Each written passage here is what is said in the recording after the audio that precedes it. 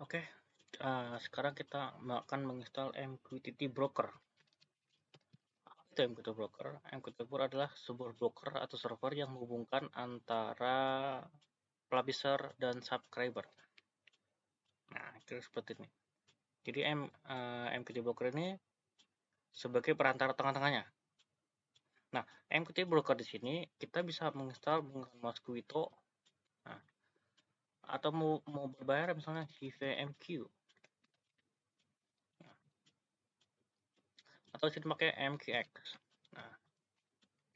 Nah, MQX di sini dia menyediakan cloud mereka sendiri berbayar ataupun yang kita install sendiri, ataupun kita bisa pakai MQX-nya broker publik milik si MQX. Nah, di sini seperti ini. Tapi di sini kita akan menginstal MQX untuk Windows. Jadi sebenarnya MQX untuk Windows sebenarnya udah nggak ada ya, MQX. Nah, kita ketik MQX di sini, kemudian, nah di sini ada pilihan. Nah, di sini ada Enterprise versi berbayar atau free di cloud. Tapi kita akan install di Windows, ya, di Windows. Jadi kita nggak pakai layanan mereka. Kita akan download, kemudian kita install di PC kita sendiri atau di VPS kita sendiri. Nah, ini deh, MQX download. Nah, nanti, nah di sini ada versi jadi 3 cloud. Nah, ini pakai cloudnya si MQX, ada yang gratis nih per bulan, ada yang berbayar atau self manage. Jadi di sini kita ngatur sendiri. Kita download, kemudian kita install sendiri di server kita. Di sini yang versi enterprise, ada lagi yang Neuron X, sebenarnya banyak sih. Satu lagi MPX open source. Nah, yang gratis nih. Satu lagi di sini saya juga kadang pakai Nano MQ. Lebih ringan sih penggunaan memorinya. Nah, di sini kita akan install yang MQX open source. Support MQTT 3,1 sama versi 5. Nah, di sini dulu itu sebenarnya ada untuk Windows, tapi sekarang sudah dihapus, jadi nggak ada Windows. Nah, terus gimana dong caranya? Jadi kita akan install versi 5.14. Jadi kita akan MQX, kemudian GitHub. Kita versi 5 aja yang kita install. Nah, kita buka GitHub-nya. Kemudian di MQX ini nih, rilis. Itu pun nggak ada untuk Windows ya. Sudah nggak ada lagi. Nah, nanti kita akan membuat menggunakan WSL. Tapi sementara kita nggak bahas, kita akan bahas di sesi lain. Nah, di MQX kita klik rilis nih, rilis. Nah, klik tag. Kita versi 5.014. Next lagi, next lagi, next lagi, terus panjang ini.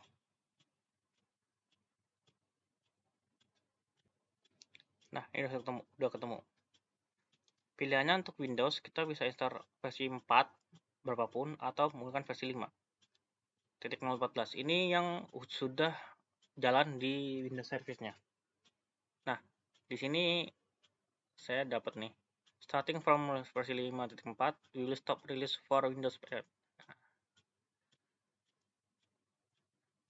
Jadi kita versi ini aja nih yang stabil. Kemudian kita paling bawah kita download nih MQX yang tar.gz. Kita download. Nah, sebelumnya kita install dulu 7-zip ya. Nanti akan kita ekstrak pakai 7-zip. Nah, 7-zip. Jadi kita nggak pakai WinRAR. Nah, install aja sesuai versinya. Sini saya 64 bit, berarti saya install ini. Nah, di sini kita cut dulu. Oke. Kemudian kita buat folder misalnya. Kita buat folder di C. Biar gampang aja. CMKX5. Saya namain. MQX5 ya. Kemudian saya paste. Saya ekstrak here. Nah, nanti begini ya. WinRAR. Kita ini aja 7-zip. Kemudian ekstrak here. Nanti ekstrak here lagi. Bentar. Dia namanya agak aneh. Kantar. Nah, oke. Kalau pakai WinRAR, kita ekstrak here. Nah, sudah. Kalau pakai 7-zip, nanti dia akan ini lagi. File lagi nih, .tar. Nanti diekstrak lagi. Gitu. Sudah diekstrak. Nah, di sini kita bin. Nanti ada file ini .mkx.cmd. Kemudian kita buka cmd menggunakan run as administrator. Nah, di sini nih. Nah, kemudian kita buka ini nih. C ini. cd -2 cd. Kemudian cd current directory kita pindah ke sini. mqx5. mqx5 cd bin. Atau seperti ini nih. Yang di sini nih kita klik aja. Nah, kita copy. Nanti di sini nih cmd klik kanan. Nah, itu cara kedua, ini cara kedua.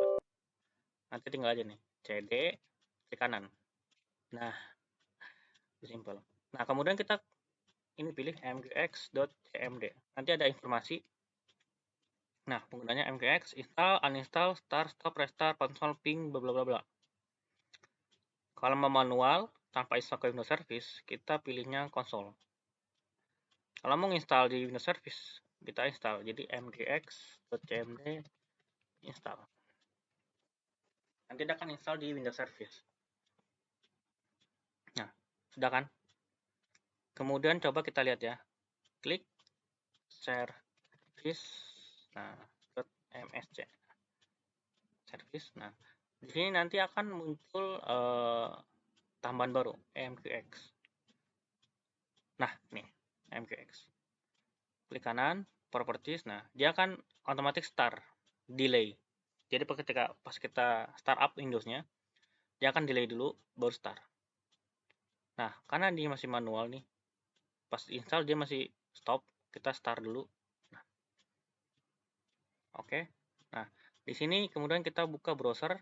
Coba kita buka localhost 1883. Atau enggak? Nah, nggak bisa ya. Ini sudah running, kita refresh. Nah, dia portnya 18083. Nah, ini localhost 18083. Nah, ini adalah dashboard untuk setting semuanya. Jadi kita bisa nambah user, bisa ngeblok atau yang lain. Jadi defaultnya adalah nih, username adalah defaultnya, username-nya adalah admin. Passwordnya adalah public. Ini defaultnya ya dari mqx. Jadi admin, passwordnya public. Nah, nanti dia akan minta untuk password. Nah, kan default password. Dia minta untuk ganti password. Password yang lama apa? Public. Kita baru apa misalnya? Diganti ya. Nah, di sini akan error nih. Karena dia harus ini 8 sampai 64 karakter mengandung two letter, number dan simbol. Jadi harus huruf besar, huruf kecil, angka.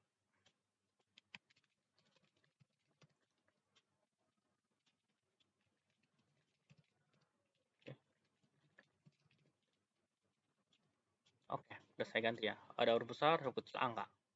Confirm. Oke, kita login lagi.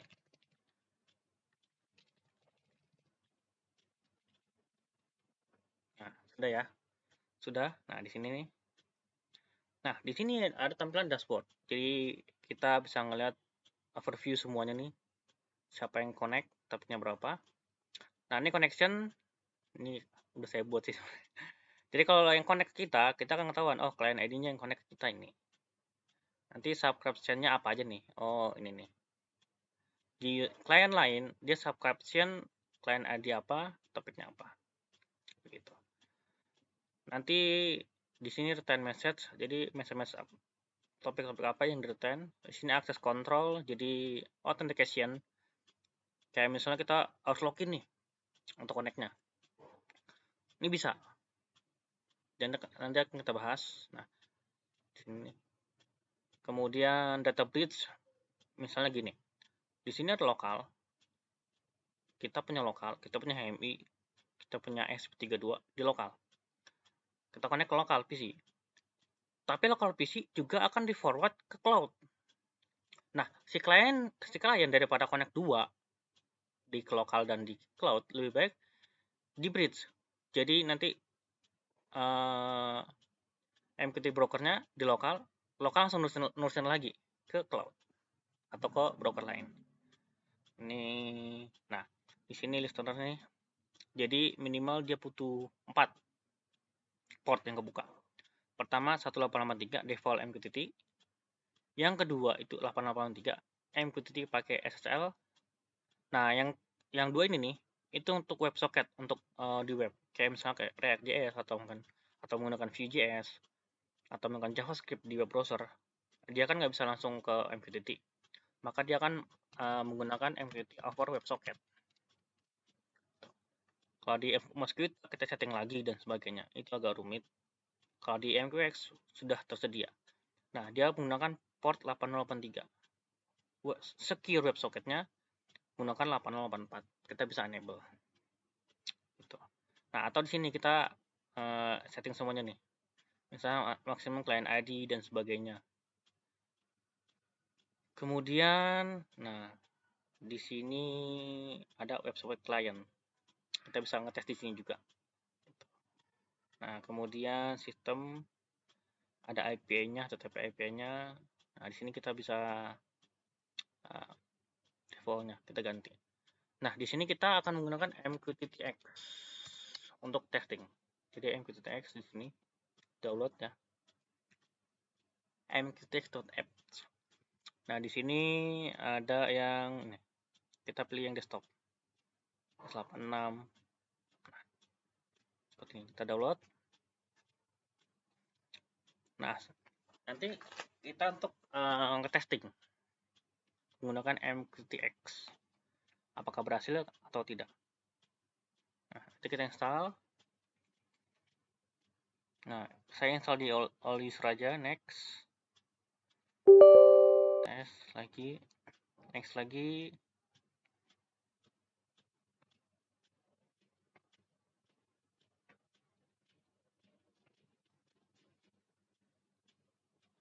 Nah, kita akan ngetes di sini.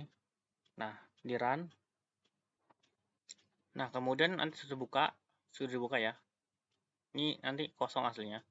Kita bisa koneksi baru, connection. Kita klik ini, new connection.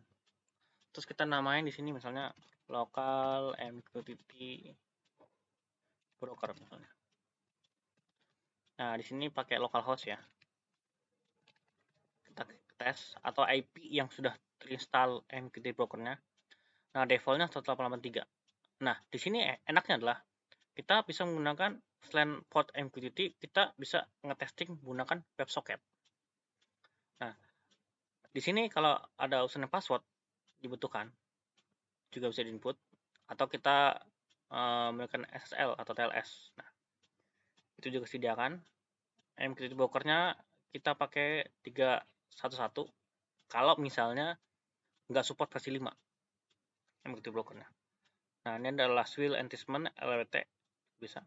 Sudah itu kita connect. Nah, sudah bisa ya. Nah, sudah bisa. Jadi kalau kita tes topik, misalnya saya namain topik. Nah, nanti kita subscribe di sini. Terus kita mau publish nih. Misalnya gini. Topik.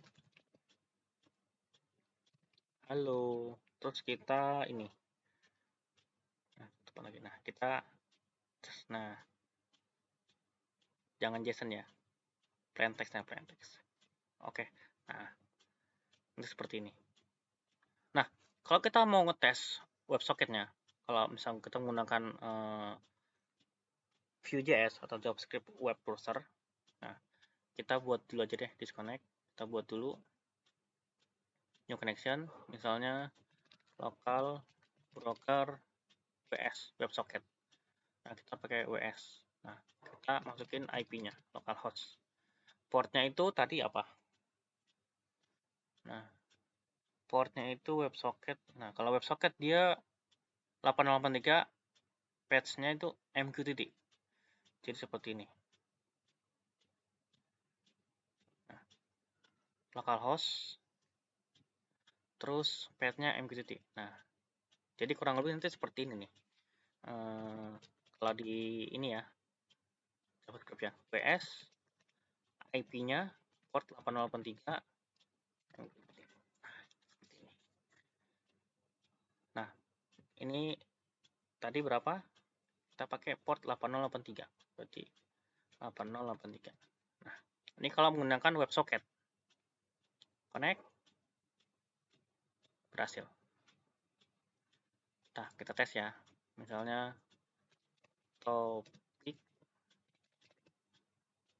Terus kita ini. Kita publish nih. Berhasil kan? Nah, sampai sini sudah.